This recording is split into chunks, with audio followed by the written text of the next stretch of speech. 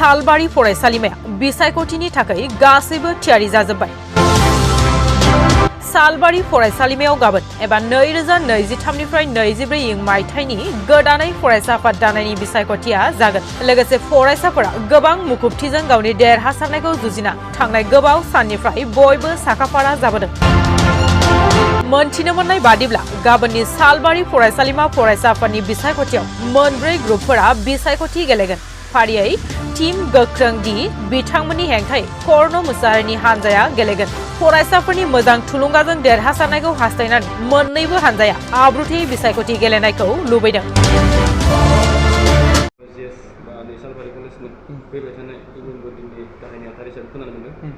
नैबे समाव गाबोननि थाखाय नोंथाङा माबायदि हानजाफोरजों माबा जानांगौ? हानजा बुङोबाथ' बिदि गुबुन गैया। जोंनि फरायसालिमानिनो गासिबो फरायसाफोरा जोंजों लोगोआव दं। मथा मथि 70% स्टुडेन्टसा जोंजों गोख्रों दि टीमजों दङ। जोङो मा होनो स्टुडेन्टफोरखौ मोजाङै लोगो हमदों, मोजाङै बुजायदों। जोंनो फैबाय थानाय समफोराव माबायदि बिजाथिफोरा मोजां खामानि मावलांगोन कलेजनि थाखाय, बेफोरनि थाखाय जों बिसोरखौ मोजाङै बुजायदों। जोंनि फरायसाफोरखौ, लोगोफोरखौ आरो फंबाय बिनानावमोनखौ बुजायदों। जोंना मथा मथि दा 70%सो फरायसाफोरा जोंजों दं होननानै जों साननानै मोन्दों आरो हमदांनानै मोन्दों। नैबे समाव नोंथाङा सोरबा एगेन्स्ट टिमफोर गेलेबायदों नामा? औ, आंजों एगेन्स्टआव गेलेदों। नाथाय बिसोरनि टीमखौ दं, टीम दोनाखै, टीमनि नाम दोनाखै। आंनि एगेन्स्टआव दं कर्ण मुसाहारि। बिथाङा आंनि एगेन्स्टआव गेलेदों, GS आव एगेन्स्टआव ओंखारदों। नैबे समाव नोंथाङा थारैनो गाबोननि समाव थारैनो देरहामालांगोन। मा खामानि मावलांगोन? आङो माबायदि बोसोनजों मावलांगोन नोंथाङा फोरमायनो सानो? आङो गिबियावनो आङो जेब्ला देरहागोन, गाबोननि समाव, गाबोन रिजाल्ट मोनखागोन नालाय, गाबोन जेब्ला देरहायोबा आङो गिबियावनो मावग्रोनो सानदों जोंनि फरायसालिमायाव कम्पिउटार लेबाव आरोना। सिगांनिफ्राय गोबां क्लास जाबोबाय दंमोन फरायसाफोरखौ लानानै, नाथाय बे कम्पिउटार क्लासआ मानिबा जाहोनाव थाथ'नानै दं। गोबां फरायसाफोरा आंनावसिम फोरमायहरदों, जों बिदि जों गोरोबनिफ्राय फैनाय कलेजनि गुबुनाव थाङोबा बाहेरायाव दखानफोराव लायोबाथाय मासाव जोंनाव 500-1000 गोलैयो होननानै बुङो। ओमफ्राय जोंनि बे कलेजाव मासाव 300 ना मा लायो आरो। आं मोजाङै मिथियाखै बेखौ आङो गिबियावनो मावग्रोनो होननानै आखायाव लादों। ओमफ्राय ओरैनोथ' जोंनाव साइकेल स्टेन्ड गंसेल'। दा जोंनाव फरायसायाव देग्लाय बोसोराव 600निबो बारा फरायसा फैदों। बेनि थाखाय साइकेल स्टेन्ड गंसेयाव जायगा थोआ। लामाजों नांजाबनाय साइकेल स्टेन्डआ, बे नांजाबनाया गासैबो स्टुडेन्टआ फैजोबा। मेक्सिमाम 400 स्टुडेन्टआ फैयो सानफ्रोमबो। ओमफ्राय बे साइकेल स्टेन्डआ दोनजोबनो हाया, लामायाव दोनहैयो। ओमफ्राय बे पाब्लिकफोरा थांलाय फैलाय खस्थ' मोनोना, बेखौ साइकेल स्टेन्ड सोनाब साइडजा गंसे दिहुननानै होनो आरो CC केमेरा लगायना होनो आखायाव लाबाय। 70-75%खौ जोंजों दं। आं बेखौ लानानै आं देरहासार जागोन, बा जोंनि टीमखौ, जोंनि बे गोख्रों दि टीमखौ देरहासार जागोन होननानै आङो सिमां लानानै दं आरोना, मिजिङाव दं। गाबोननि फैनो लागा इलेक्सन, बेनि थाखाय नोंथाङा माबायदि प्रिपारेसन बा माबायदि फरायसाफोरखौ लोगो मोनबाय? खुलुमबाय, आंनि मुङा कर्ण मुसाहारि। BA थार्ड सेमाव फरायो, पलिटिकेल साइन्स मेजर, सालबारि कलेजनि स्टुडेन्ट। आङो गाबोननि नैबे सालबारि कलेज स्टुडेन्ट इउनियननि इलेक्सनाव आङो GS महराव नुजाथिदो बा गसंदो। आंनो दं टीम, जोंनि भाइस प्रेसिडेन्टआव उथ्रिदो, आरो लोगोसे आंनि गुबुन लोगोफोराबो पस्टनि मानसिफोराबो दं। बेवहाय आंनि टीमजों लोब्बा लाफानाय। ओमफ्राय जोंनि टीमा जाहैबाय जोंनि कलेजनिनो स्टुडेन्ट गोजा गासिबो, जोंना लकेल टीम।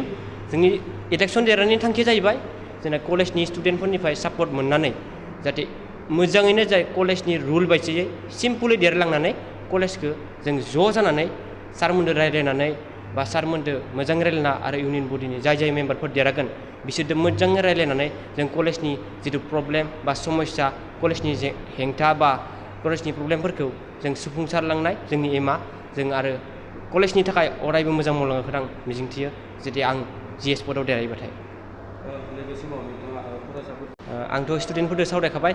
स्टुडेन्टफोरा आंखौ जुदि सापर्ट होयोबा आं स्टुडेन्टफोरनि लुगैनाय बायसा आं खामानिखौ मावनो हागोन, आरो लोगोसे सारमोनहाबो जुदि आंखौ फुल सापर्ट होयोबा आं गासै खामानिखौनो मावनो हागोन होननानै आं खोथा होबाय आरो। नोंनि टीमा मा मुं आरो बेवहाय मोनबेसे टीम बा मोनबेसे हानजाया बिसायख'थि गेलेगोन? जोंनि टीमा जाहैबाय, जोंनि टीमाथ' ओरैनो कलेजनि टीम, जोंना टीम एख' नाम गैलाया। जोंनि टीमा पुरा गोरोबथा। बेवहाय जोंनि टीमाव दं जों बर' स्टुडेन्ट आरो एसामिस स्टुडेन्ट आरो बङालि स्टुडेन्ट दं सासे जों गासिबो कमिउनिटिनि मानसिखौ लानानै जे कलेजखौ सालायनो लुगैयो आरो गासै कलेजनि भटआनो जाहैबाय 16टा भट 17टा पस्टआव आरो लोगोसे जोंनि एगेन्स्टै गुबुन टिम दं बिसोरनि नामानो जाबाय गोख्रों दि दल ओमफ्राय जोंनिया जाहैबाय जोंना ओरैनो अनलायनानै बा गासिबो ज' जानानै आरोना टिमा बिदिहाय मट'आ जोंना सालबारि कलेज स्टुडेन्टनि डेभेलप जानाय मट' जोङो ओरै दोनलायाखै जेनेबा जोंनिया सालबारि कलेज स्टुडेन्टआनो आरो जोंना इउनियन जोंनि मट'आनो नोंथाङा सोरबा एगेन्स्ट टिम दं नामा एगेन्स्ट टिम दं आं दं गोख्रों दि दलानो आंनि गासिबो एगेन्स्ट जानानै उथिदो बिसोरो नोंथांनि हेंथायै मोनबेसे टिम दं आंनि हेंथायै दा जिथु टिम मोनसेयानो दं हेंथा टिमा गिबियावनो बयनिसिमबो सालबारि फरायसालिमानि जानानै मोजां हामलायथिखौ बावहरबाय जोङो बयबो मिथिगौ दे जोंहा सालबारि फरायसालिमानि गाबोन फरायसा गौथुमनि बिसायख'थि जागोन बिनि थाखाय जोङो थांनाय 4 अक्ट'बरनिफ्रायनो सालबारि फरायसालिमा इलेक्सन कमिसननिफ्राय नटिफाइ खालामना होदोंमोन जे गाबोननि दिनाव थामहिनबा 17 अक्ट'खालि जोंनि फरायसालिमानि गोदान जा इउनियन बडि थामहिनबा फरायसा गौथुम बिनि थाखाय इलेक्सन जागोन आरो बे देग्लायनि इलेक्सननि थाखाय जोंनि फरायसालिमानिफ्राय गासै मोन 17 बे पस्टआव जोंहा बिसायख'थि जायो इलेक्सन जायो आरो बिनि थाखाय माखासे माने फरायसा फरायसुलि बिथांमोना बे इलेक्सननि थाखाय गावसोरनि नमिनेसनखौ होदोंमोन आरो दिनैनो बिनि बाहागो हिसाबै जोङो बोसोरफ्रोमबो खुंनाय बायदि फरायसा गौथुमनि जायफोर बिबानाव जायफोर फरायसा फरायसुलिया बादायगोन बे बादायगिरिफोरनि गेजेराव जोङो बोसोरफ्रोमबो मोनसे डिबेट बिसोरनि रोंगौथिनि लोगोसे बिसोरनि मावगियाननि जिथु जेरै स्किलफोर बेखौ नायनो थाखाय जोङो जोंनि फरायसालिमायाव मोनसे डिबेट जों बोसोरफ्रोमबो खुंबोयो दिनै बेखौनो जोंनि फरायसालिमायाव जों खुंदोंमोन आरो बेयाव जोंनि गासैबो बिजाथि बिथांमोना बाहागो लादों मख'जाथावदि मोन 17 जिथु जोंनि पर्टफलिय' बा बिबानफोर बे बिबानफोरनि मादाव गासै मोन 8 बिबानावनो जोंहा कन्टेस्टिं केन्डिडेट गैयिनि थाखाय बे बिबानफोराव अलरेडि आनकन्टेस्टेड उइनार 8 जन फरायसा फरायसुलिया जादों दा गुबैयै जोंहा मोन 9 बिबाननि थाखाय जोंनि गेजेराव गाबोन फुंनि 9टानिफ्राय इलेक्सन जागोन आरो बिनि थाखाय जोङो जोंनि बे मुखमानि SDO लोगोसे SDPO आरो जोंनि पुलिस स्टेसन बेयाव जोङो खौरांखौ हरखाबाय आरो इलेक्सनफोराव बोसोरफ्रोमबो बिथांमोना जोंखौ हेफाजाब होयो आरो गाबोनबो सानदों जोंनि फरायसालिमायाव बिथांमोना जोंखौ हेफाजाब होफैगोन गाबोननि जानो गोनां बिसायख'थियाव मोनबेसे हान्जा दं आरो माबायदि आखुखौ हास्थायदों जोङो मोनसे खोथाखौ गोग्गानानै बुंनांगोन जे जोंनि फरायसालिमायाव जोङो खालि जोंनि फरायसालिमानि जे फरायसा फरायसुलिनि गेजेरावल' जों बिसायख'थिखौ फाथियो जेरैहाय ASU, एबसु, ABVP बा NSY बेबायदि हान्जाखौ जोङो दासिमबो जोंनि फरायसालिमायाव हाबनो होआखै आरो बेयाव जोंहा बेबायदि हान्जा होननाय गैया फरायसा फरायसुलिया गावसोर हयथ' केम्पेइन समाव बिसोरो ग्रुप जानानै खालामनो हागौ खिन्थु जोंनि नोजोराव बाहेरनिफ्राय नोजोराव गोग्लैनाय मोनसे हान्जा जोंनि गेजेराव दासिमबो गैया आरो मोनसे खोथाखौ जों बुंनांगोन बिनिखायनो जोंनि फरायसालिमायाव गोदो गोदायनिफ्रायनो जे खुनु दाङाबाजि जाफेराखै बिराद सान्थियै बोसोरफ्रोमबो जोंनि जाय बिसायख'थि बे जानानै थांदों आरो जों आसा फारिदों देग्लायबो बे सान्थिखौ लाखिनायाव जोंनि फरायसा फरायसुलि लोगोसे जोंनि बे ओनसोलनि रायजो राजाया जोंखौ मदद खालामगोन आं बेखौ मिजिंथियो नैबे समाव सार फरायसा गौथुमनि गुबै खामानियानो जाहैबाय जे फरायसालियाव स्टुडेन्टनि बागै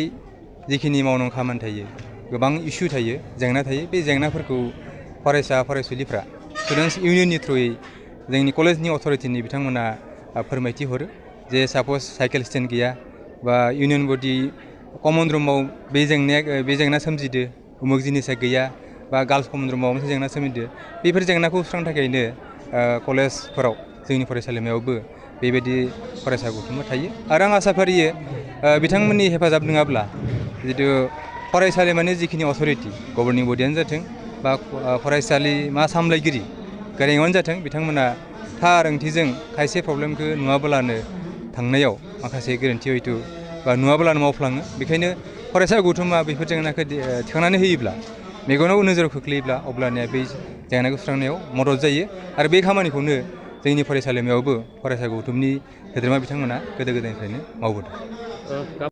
आङो मोनसे खोथा खावलायगोन जे जोंनि गासै फरायसा फरायसुलि लोगोसे कन्टेस्टिं जिफोर केन्डिडेटफोर दं बिथांमोना जाहाथे जोंनि फरायसालिमानि जिथु आब्रुथि बे आब्रुथिखौ लाखियो आरो देरहाखांनानैबाबो जेनखांनानैबाबो मोननैबो हान्जाया जायफोर जेनदों बिथांमोनाबो आरो जायफोर देरहादों बिथांमोनाबो गोदो गोदायनिफ्रायनो जोंनि इलेक्सन जोबखांनानैनो जेब्ला काउन्टिंआ जोबगोन बै काउन्टिं जोबखांनानैनो जोङो बिथांमोनखौ आखाइ दाखौ होयो हेन्डसेक लाहैयो आरो जाहाथे बिसोरनि इयुनाव बै गाबोननि भटिं समाव बिसोरनि गेजेराव जालायनाय गोसोथियारि एना एनि बेफोर जाहाथे थाया बेखौ जोङो थि खालामखायो आरो बिनिफ्राय बयनिफ्रायबो मददजों जोङो बे गासै प्रसेसखौ जोङो फोजोबनो नाजायो आरो लोगोसे फोजोबो।